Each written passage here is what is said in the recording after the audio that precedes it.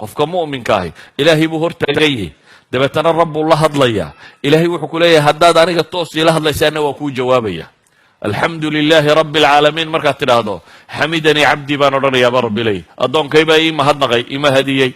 alraxmaan alraxiim markaad tidhaahdo athnaa calaya cabdii baan odhanaya addoonkaygii baa i ammaanay maaliki yowmiddiin markaad tidhaahdo majadanii cabdi addoonkaygii baa i weynay ilahay wuu kula hadlaya laakiin haddaanad ogeynba inaad faatixada akhriday iyo inaad akhrin alxamdulilah rabbi alamin laakiin xisaabtaadaad iska wadatay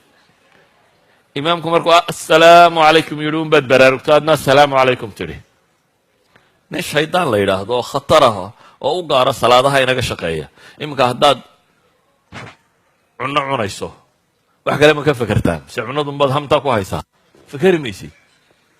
haddaad tv-ga daawanaysa wax kale ka fekeri maysa waa iska daawanaysaa waxa uu sheegay unbaad arkaysaa hadduu qof kula hadlaya wax kale ka fekeri maysa salaada markaad u kacdo unbaa dunida lasoo ururinaya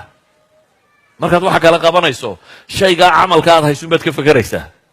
shaqo kale markaad hayso o dhan haddaad imtixaan ku jirto isagaad ka fekeri haddaad shaqaysanayso shaqadumaad ka fekeri haddaad waxaad qabanaysa kalead ka fekeri mar allaali markaad salaada isu taagto ayuunbaa qolo kale imanaysa una markaas unbaa adduunka lagugu soo ururinaya idan saa daraaddeed nabigu wuxuu leeya calayhi salaatu wasalaam mid baa tukado salaadiisa 10% leh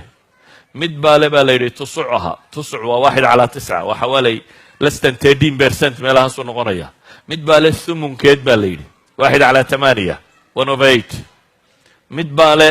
ilaa iyabuu nabigu soo gaadhsiiyey nisf mid baa leh 50% salaadiis idan salaada waynu ku jiraa oo safka waa wada taagannahay cinda allaahi se waxaa la qorayaa isku noociyaad maaha salaadiina way asaxdo shuruudeedii waynu samaynay laakiin markay ilaahay agtiisa joogto isku nooc noqon mayso marka waxaa laga yaabaa nin 20 sano tukanayey mid sanad tukanayo saadiq ahaa inuu kaaba ajar badan yahay sanadkiisu sanad midida oo uu soo jeedo rabbi uu caabudayay idan anigu weligay baan soo waday kan yari muxuu sheegay weligaa qof ay yaraysanin muslima garan maysid cidda laga aqbalay garan maysid adigaagii 30 sano soo waday waxaa laga yaabaa inaad 10% weligaaba waday ama 0ba qaarkood ay ku dhaceen dee mid mintida hadduu yimaado 50-50 laga aqbalayo shantaadii maalmoodba maalin isagaa shantaadii sannadoodba sanad isagaa bay noqonayaan idan wuu kaa badinaya idan markaynu qubuulka ka warramayno waxaynu ka warramaynaa cama fi lquluub waa mar waxaynu ka warramaynaa mawaanic khaarijiya inaanay jirin wax manciyo oo joojiya salaadaada in la aqbalo مثلا النبي عليه الصلاة والسلام حليه 3 لا ترفع لهم صلاتهم فوق رؤوسهم شبرا حديث ابن ماجه حسن كا صدح صلاة دودة تاكاين لك مدحودة بما دافته مدنا وكسونو صلاة دمر كينو دهنا لما أقبلين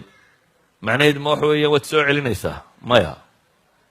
أجزاءت وقدي صلاة نمدي لقو قبصن ما يا آخر لقو ملا صلاة دي متكنين آخر أنت لقو سوى تاقل لورا ما ينكرم حي صلاة متكنين لكن ده قبصة شقورة ما أسعنين 1 هذا شرور رصته 1 لأن هذا الصلاة بي لما الصلاة دون انت ودا حيث تكفر ما قبلها صلاة كالدين بقى كامل له لكن برضه سؤال سويدية ونيو صلاة ولا بس صلاة كل حد هدي دم بقى ميرسا مثلا رمضان إلا رمضان محي ميرسا أما جمعة إلا جمعة محي ميرسا ده تادو مدير الناقص صباح هذا واحد بدل ما يميرد مركي هراد 10% هي 5% هي 15 مركي هذا سكو شابا يستال لغيابا إني محي شنتي وحوغا ميردو جمعي وحوغا سو هذا برد ميردو رمضان دينتي سو هذا برد ميردو ده دالك بدي سو والغيابا إني إسبير سطو لكن النبي وحول عليه الصلاة والسلام صدح صلاة دودة مدحود الله ما ضافيه رجل أما قوما وهم له كارهون بنبوري نندط شوب سكاها هيستو صلاة كي يوان رمين صلاة ديس وخطر جملاك دولة دنيا ضدن قصب كو هيستانا مدام يانو مالين يدي دي صلاة قرى هل صلاة كيكو هيستانا وحبالين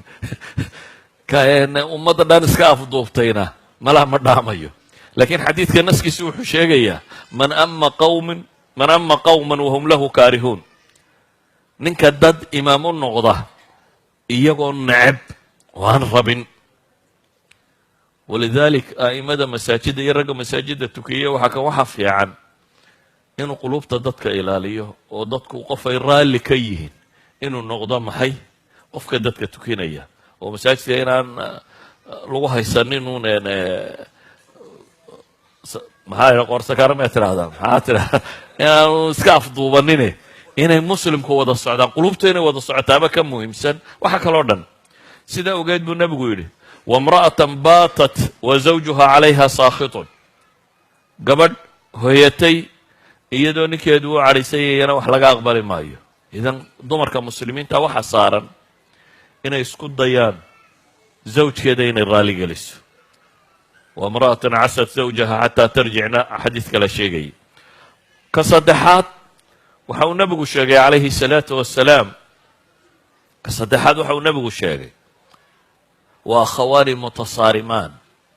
laba walaalo oo iska laalaada xadiidkii muxuu sheegayay qof kasta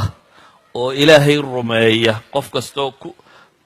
laa yushriku billahi shay-an marka acmaasha ilaahay loo bandhigo khabiisaha iyo meelahaas oo kale in ilaahay dembigoo dhaafo waxaa xadiidkii sheegayay saxiixaynka ku yaallay laba mooyaane buu nebigu yidhi labadaasi waa kuwee laba ishaysta iyaga waxaa la idhaha andira haadayni xataa yastalixa labadaa iyaga dib iga dhiga baa ilahay yidhaha intay ka heshiinayaan idan akhwaan mutasaarimaan haddaynu isu wada cadhaysanno iska laalaadno cibaadada inaga xumaanaysa haddaynu rabno in cibaadadeennu cinda allahi ay maqbuul noqoto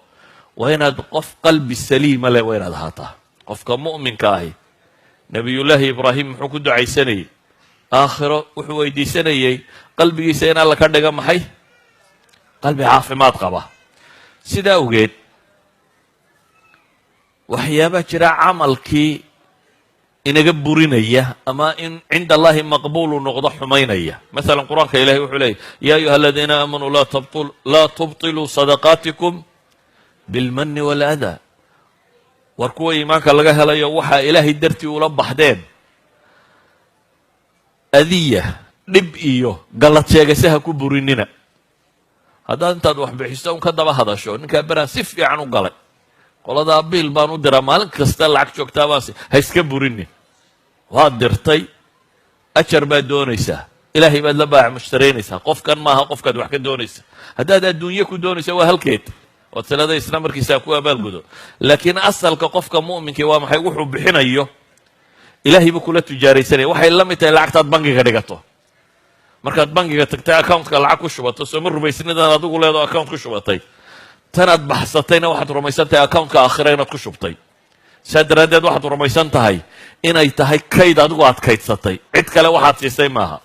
qofka muslimkii saasuu u fakeraya waxaan ula baxay inay tahay kayd uu isagu meel dhigtay haddaba kaydkaaga ha iskaga burinin baa ilaahay leeyahy inaad sheegto oo aad manni aad dadka ugu gallad sheegato amase adiya iyo dhib inaad ka dabageyso sida awgeed waxaan leenahay ayuha alaxiba acmaasha in laynaga aqbalaa masalan nebigu wuxuu leeyahy calayhi salaatu wasalaam ninka caraaf u taga kuwan faalfaaliya waxaa kale rumaysta wuxuu sheego maxay xadiis riwaayaadka qaarkood waxay sheegayeen inaan 40 yowman maxay camalkiisa la aqbalin oo 40 casho camalkaaga la aqbali maayo haddii la yidhaha miyaad salaada iyo waxba iska dirisa maya waxba waad tukanaysaa waayo dimadaadaad rabtaa inaad beri yeesho tajzi'uk qadaa lagugu yeelan maayo laakiin dee ajarkii la rabay ayaad iskaga lugoynaysaa halkaad ajar ka heli lahayd ayaad ajarkii nuqsaaminaysaa haddaba ayuha alaxiba waxaynu u baahannahay cibaadaadkaynu ilaahay ula imanayno subxaanahu wa tacaala inaynu xumaha ka ilaalino inaynu qurunka ka tirtirno inaynu maxay qalbigeennu uu noqdo qalbi soo jeeda waayo maa fi lquluub xataa inaha la aqbalaya waxay ku kala gedisan yihin baynu nidhi waxa qalbiga ku jira oo maalan nabigu calayhi salaatu wasalaam wuxuu leeyay dirham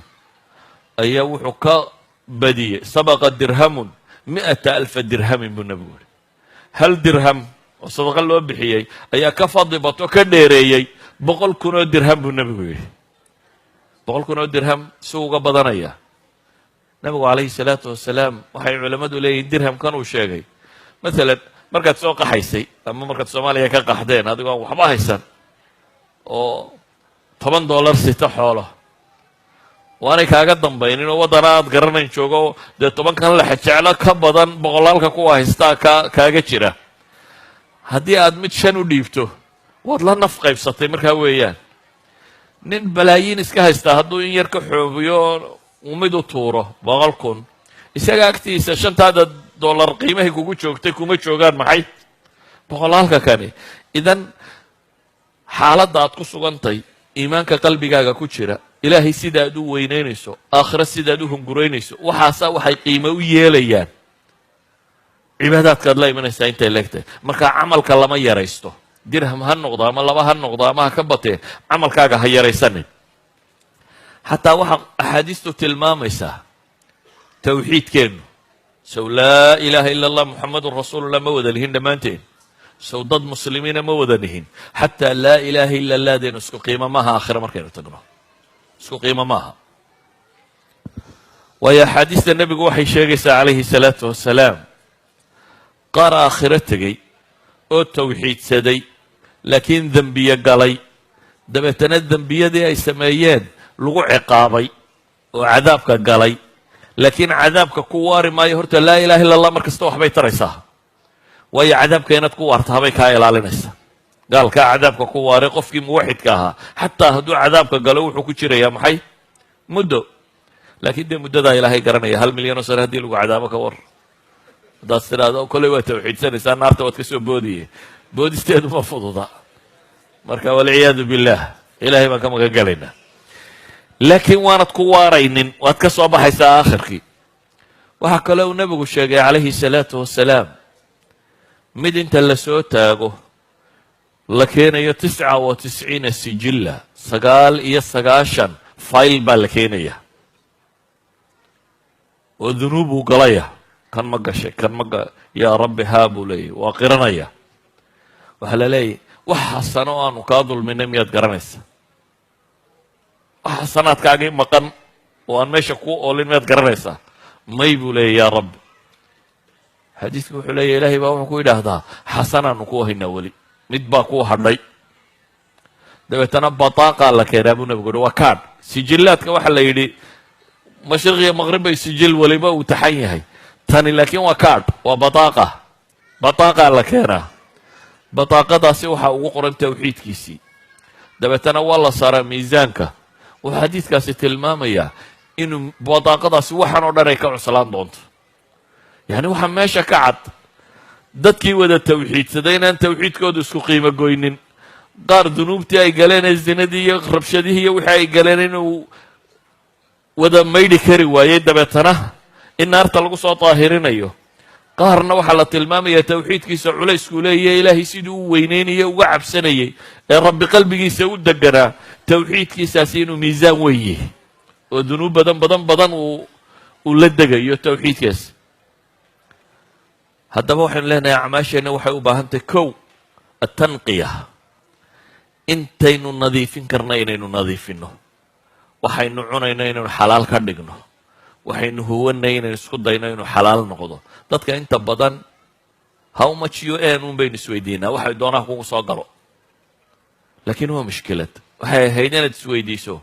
maxaad xalaal xoogsatay, waxa kale aakhira iyo adduuntoona anfac ma leh.